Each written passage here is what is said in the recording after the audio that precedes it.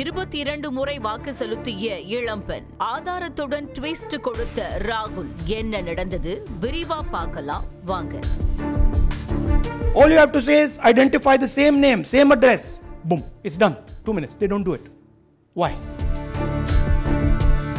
டெல்லியில செய்தியாளர்களை சந்தித்த மக்களவை எதிர்க்கட்சி தலைவர் ராகுல் காந்தி வாக்கு திருட்டு குறித்து ஆதாரத்துடன் பேசியிருக்கிறார். ஹரியானாவில் பிரேசிலை சேர்ந்த இளம்பெண் ஒருத்தரோட புகைப்படத்துடன் 22 வாக்குகள் பதிவாகி இருக்கிறதா ராகுல் காந்தி ஆதாரத்தை வெளியிட்டிருக்கிறது இப்போ அதிர்ச்சியை ஏற்படுத்தி இருக்கு. தொடர்ந்து பேசிய அவர் இதே போல 2 வாக்குச்சாவடிகள்ல ஒரு பெண்ணோட விவரங்கள் மட்டும் 223 முறை பதிவு செய்யப்பட்டிருக்கிறதாகவும் ராகுல் காந்தி குற்றம் சாட்டியிருக்கிறார்.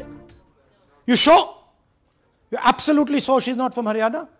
Okay, but she votes 22 times in Haryana. And she votes in 10 different booths in Haryana. She's got multiple names. Seema, Sweetie, Saraswati, Rashmi.